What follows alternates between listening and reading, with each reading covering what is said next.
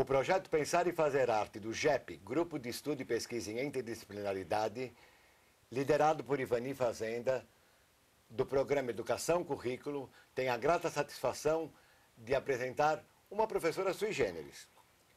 Por que digo sui generis? Porque a falta de formação de professores para diferentes carreiras, como administração, direito, autuárias e outras, causa enormes problemas, haja vista ser necessário uma gama de conhecimentos que extrapola o conhecimento científico destas disciplinas. Falta para esses profissionais o despertar para uma aprendizagem significativa. Uma aprendizagem que leve o aluno a interrelacionar a teoria e a prática, que devem sempre andar de mãos juntas. Encontrei a nossa convidada no lugar sui generis, não aqui na universidade, embora ela pertença ao quadro de professores de direito da Universidade Católica. Eu a encontrei na Procuradoria-Geral do Estado a convite para dar um curso de didática e metodologia. Quando Deus me mandou esse grande presente, eu fiquei muito satisfeito porque esta professora veio corroborar com aquilo que eu havia desenvolvido no curso. A professora que nós temos a honra de receber hoje é a doutora Mara Regina de Oliveira. Mara, é um prazer imenso tê-la aqui conosco na TV PUC para mais um programa do Pensar e Fazer Arte, para falarmos um pouco do ensino de direito. Primeiramente, eu gostaria que você se apresentasse e depois que você continuasse também falando como geralmente ele se dá, como esse ensino como ele se realiza em relação ao aprendizado, ao aluno. Bom, professor Cláudio, o prazer é meu, né, em participar desse evento. Eu desenvolvo meu trabalho na universidade há 21 anos, né, iniciei minha vida acadêmica aqui na PUC, né, e muito do espírito interdisciplinar da PUC, predominante em outras faculdades, influenciou meu trabalho no curso de Direito. Né? Falando um pouquinho sobre o ensino, me considero até hoje uma certa exceção no curso de Direito, porque tradicionalmente predomina, apesar da PUC como um todo ter esse trabalho maravilhoso interdisciplinar, a visão mais tradicional. Né? A visão tradicional parte da seguinte postura metodológica. Né? Como o direito ele tem um viés prático, que é percebido, normalmente as disciplinas focam o aspecto que a gente costuma chamar dogmático do curso. Né? Então, os professores costumam relacionar todas as codificações positivas com teorias que buscam, no ponto de vista hermenêutico, captar o sentido desse material normativo. Né? A grande armadilha é que, de fato, um estudo prático, ele necessita de um aprofundamento linguístico que a própria visão dogmática não consegue fornecer. Sim. Né? E eu sempre fui muito influenciada pelo espírito da PUC, sempre gostei muito de cultura, de arte, e eu procurei trazer por iniciativa própria um pouco dessa visão de mundo e de ensino para o curso de Direito. Muito bom. E o que você acha das matérias de prática? Você acha que as matérias de prática de ensino, por exemplo, deveriam atingir essas outras áreas que elas não contemplam? Quer dizer, essas matérias deveriam ser ensinadas a outros professores que nunca tiveram contato com as práticas de ensino? Sem dúvida, porque nós temos na nossa grade curricular algumas matérias específicas onde a visão teórica crítica predomina. Né? Eu tenho a felicidade de sempre ter trabalhado com elas. Introdução ao estudo do direito, lógica e metodologia jurídica, filosofia do direito, são matérias do meu campo de atuação. E você tem as matérias especificamente jurídicas, como direito penal, administrativo, direito civil, processual. Nessas predomina esse estudo dogmático que eu falei, como estratégia metodológica, é um estudo voltado para a prática. Mas a grande armadilha é que a gente procura mostrar o nosso ponto de vista teórico, que sem essa base crítica linguística, no fundo você não alcança esse viés dogmático pretendido, porque o raciocínio dogmático é estratégico. E ele só funciona se for percebido como estratégia, não como realidade em si. E nós temos um certo equívoco cultural no ensino brasileiro, acho que não é só no direito, mas em geral, de ter uma visão, digamos assim, simplista e, de certa forma, entre aspas, analfabeta da linguagem. Né? Nós vemos a linguagem como representação da realidade e não como algo que constitui a realidade. Né? Embora nessas matérias a gente faça um esforço de mostrar isso para o aluno, o ideal mesmo seria que houvesse mais integração, porque vem o professor de filosofia do direito e faz a sua análise crítica. Aí vem o professor de direito com uma matéria específica e não faz essa ponte. Né? Eu criei uma matéria agora no 5º ano, matéria optativa, tenho quase 50 alunos, hermenêutica jurídica. Eles estão saindo da faculdade e quando eu falo certos conceitos básicos da linguística, eles arregalam o olho. E eu falo para eles, vocês não se lembram de metodologia lógica, de redação em linguagem jurídica? O currículo da PUC é bom, mas ainda falta, a meu ver, uma visão interdisciplinar mais abrangente. A interdisciplinaridade falta em todos os cursos, quase todos os cursos, não só aqui, mas na academia em geral. É, porque o direito ele trabalha com o aspecto persuasivo.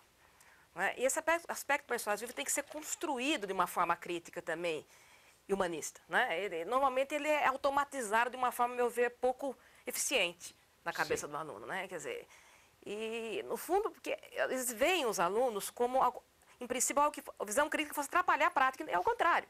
A visão crítica não só te torna mais humana, como também um profissional prático mais eficiente. É claro. Né? É claro, porque teoria sem prática... E os concursos públicos hoje estão inserindo no programa toda essa discussão teórica. Eles já percebendo que não podem aprovar juízes, promotores, eventuais defensores públicos, que não há condição de trabalhar a linguagem tal grau de complexidade sem essa formação. Quer dizer, não é algo para o simples deleite intelectual, humanista, mas também necessário para você ter uma prática que funcione. Porque o direito tem esse compromisso com a funcionalidade. Sim. Né? Diferente de outras ciências humanas, onde funcionando ou não interessa tanto. No caso do direito, é uma coisa muito complicada. Quer dizer, mas esse descolamento dogmático é estratégico. Agora, muitos vêm como realidade. Aí está, a meu ver, o ponto de dificuldade. Muito bem. E você, obviamente, não segue a linha confortável, amplamente usada no ensino de direito, não só aqui, como em outras faculdades, né? Porque os professores de prática de ensino recebem queixas de toda a universidade. Parece que só a cadeira que nós estamos dando, não é? É a que reclama. Não. Há várias reclamações que você ouve assim sobre a falta de didática, a falta de contato com o aluno, entende? E como no todo da pobre educação brasileira, o que você faz? Como surgiu a ideia de interrelacionar o ensino de direito e o cinema? Bom, surgiu de uma forma assim profundamente honesta. Em primeiro lugar, como pessoa, sempre tive muito interesse nas artes, né? Eu não sou de São Paulo, eu vim aqui com 17 anos para estudar e me encantei com a vida cultural da cidade. Daqui não saio mais. Né? E percebi lá nos bancos escolares, no campo do direito, esse fechamento, que era um pouco mais que estratégico, um fechamento quase que cultural. Né? Quando eu me tornei professora, eu tive a felicidade de fazer mestrado e doutorado na área de filosofia do direito. Eu comecei minha vida acadêmica na PUC, mas também fui dar aula em outras faculdades, que tem um público um pouco diferenciado. Né? Alguns colegas até me falaram, mais experientes, você vai dar aula em tal universidade? Cuidado, os alunos lá são analfabetos funcionais. Não use o mesmo texto que você aprendeu a trabalhar aqui na PUC. Tem que reescrever o script sempre. E aí eu disse, eu sou um pouco teimosa e alguns colegas realmente deram esse conselho com uma certa sinceridade, outros com um certo ponto de cinismo. Né? Para os analfabetos, um texto analfabeto seria não seguir o conselho, né? E procurei levar o material que eu utilizei para a sala de aula, né? Aquilo que eu acreditava, eu procurei transmitir para eles. Eu, obviamente, percebi a dificuldade linguística. A principal dificuldade linguística na minha área é a abstração dos textos. Né? E o cinema entrou aí como uma ferramenta pedagógica, visando exatamente suprir essa abstração, que a grande dificuldade dos alunos não era só com a compreensão semântica do texto, mas era a percepção, porque isso eu fazia em aula, né? Essa decodificação era dada pela aula expositiva. Transformar aquela linguagem, uma linguagem mais acessível, eu fazia na aula. Mas era perceber qual a relação daquela discussão com a realidade. Daí o cinema, para mim, funcionou como uma espécie de laboratório. Eu comecei a trabalhar com alunos que tinham muita dificuldade de compreender temas, e eu diria que uma boa parte dos que tinham interesse em aprender, conseguiram aprender através dessa associação com o cinema, que, a meu ver, simula uma espécie de realidade mais real do que a nossa própria realidade. Porque você vive certas experiências do cinema fictícias, mas que simulam uma vivência que você não vai conseguir alcançar na sua própria vida concreta. E o resultado foi muito positivo, né? Fiquei muito satisfeita. Quando eu falo resultado positivo, meu foco são os alunos interessados, porque quando não há interesse, né, você não há tem dois motivação. tipos... Não há motivação. Porque se a pessoa não quer estudar, não é só um problema, né, de entender, de compreender, ela não tem interesse. Muitos alunos vêm na expectativa de comprar realmente o diploma, a gente sabe disso. Sim, sim. Né, que é uma coisa muito ruim. Mas aquele aluno que queria aprender, mas tem uma certa dificuldade, tanto que hoje, às vezes eu encontro ex-alunos de 13, 14 anos, e são muito simpáticos, sabe? Ô, professora, lembra de mim? Valeu. Valeu. Exatamente. E é uma coisa assim que, para mim, aos poucos, se tornou muito prazerosa. Que muito, né? muito Porque bom. eu fui aprendendo também com esse processo, né? A minha própria visão sobre o cinema foi se aprofundando nesse processo. Aquilo que inicialmente era mais um exemplo, aos poucos eu fui aperfeiçoando. E hoje o cinema é muito mais que um exemplo para mim na aula. Mas o ponto que eu acho importante ressaltar foi um trabalho espontâneo e sincero. Jamais fruto de um modismo, coisas que a gente observa hoje, né? Em termos de arte não existe, acho, modismo, né? Assim, no ensino, como a gente utiliza a arte. Eu acho que não, eu acho que é um processo criativo. Mas alguns tentam, viu, professor, hoje Alguns, copiar, sim, né? copiar. Direito Não de cinema, você que dá a relação de filmes, não adianta. Não adianta, exatamente, porque você tem que sentir aquilo. Porque é um trabalho tão pessoal, né? Uma coisa assim, que é o envolvimento da alma. Isso é uma coisa muito bacana. Né? O envolvimento da alma, a escolha do filme que você faz, a forma que você relaciona. É um diálogo assim muito peculiar com o aluno. Muito né? bom. E a Acho teoria muito... e prática, então, se casam através do cinema. Porque a filosofia do direito, por exemplo, que é a minha área principal de atuação, né? Envolve temas que têm uma ligação direta com a realidade. Violência, liberdade, poder, justiça. E muitas vezes os textos, devido à sua necessidade de concretização racional, eles perdem um pouco dessa abordagem. Sim. Né? E recentemente eu tenho encontrado autores... Você a recupera através do cinema. Recupera através do cinema. Que maravilha. Né? Mas sempre, nunca também excluindo a análise teórica dos textos, sempre procurando, claro, né? É claro. Procurando associar uma coisa a outra. Associar a teoria e prática, claro. Porque também o risco de você trabalhar com material fílmico, a meu ver, é ele cair num vazio. Ou assim, num senso comum. Sim. Eu estou tentando justamente a nível acadêmico desenvolver uma... Eu tenho, né, matérias de pós-graduação na Universidade de São Paulo, onde eu procuro mostrar que é possível fazer uma pesquisa até séria, séria no sentido assim, até caráter científico, né, relacionando esses temas. Não uma coisa que vira aquele bate-papo para agradar o aluno, porque é um pouco deturpado, eu acho, que esse trabalho, né? Nem sempre eu acho que as pessoas usam devidamente. Alguns pensam, está na moda, vou passar um filme para os alunos. Olha, eu fiz modéstia à parte. Como eu disse, esse trabalho vem aperfeiçoando. O curso que eu dei no pós-graduação na USP, o pessoal sai esbaforido, falando que difícil, assim. Porque quando você se propõe a olhar, tem que pensar. É claro. Então, aí que está, professor. Eu não quero apenas formar alunos que decorem as teorias. Eu quero formar alunos que, a partir do conhecimento profundo das teorias, desenvolvam mecanismos de raciocínio pessoal. Esse é o objetivo. Claro, muito bem. Até eu falo para meus orientandos, né, do pós, eu não quero só um resumo de livros aqui. Né, porque isso cola, né? é extremamente enfadonho, porque, como o senhor mesmo mencionou, a internet, já se falou de tudo no mundo hoje, né? Sim. Mas você sabe que ao relacionar esses temas com o cinema, você descobre brechas novas? Sempre. O trabalho é extraordinário. Eu tenho um prazer pessoal, o primeiro prazer é meu. Talvez seja até um pouco egocêntrico isso, mas quem mais aproveita esse trabalho sou eu.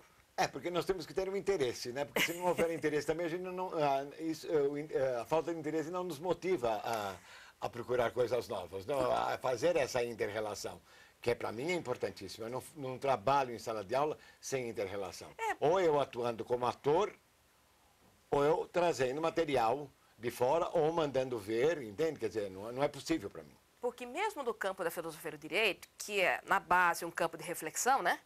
Você tem hoje uma visão, eu diria, visão teórica reprodutiva. Né? Reprodutiva todo o ensino. Né? Então é uma coisa muito cansativa. Você pode, que tem resumo de tudo hoje em dia. Né? Então, na minha época ainda, no mestrado, havia uma certa expectativa. Vou resumir esse autor que ninguém resumiu hoje. Não só na internet, mas nas livrarias.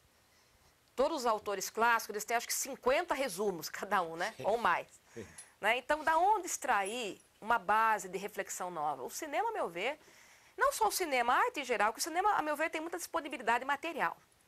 Né? Porque uma peça, por exemplo, tem uma peça que está em cartaz que eu recomendei aos alunos para assistirem, 12 Homens e uma Sentença, ao filme também que eu já trabalhei. Mas há muito mais dificuldade, né? Eu não posso trazer a peça para a sala de aula, o filme eu posso resgatar uma então cena. Eles vão ao teatro. Então você os convida para ir ao teatro. É o que eu faço. Eu consegui levar alguns orientandos meus. Na graduação é mais complicado. Né?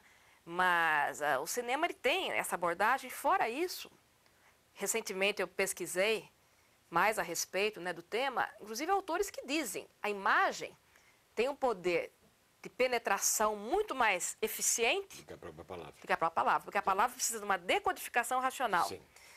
E no direito, como embora exista a prevalência do aspecto tecnológico, técnico, o direito não deixa de estar relacionado com o humano.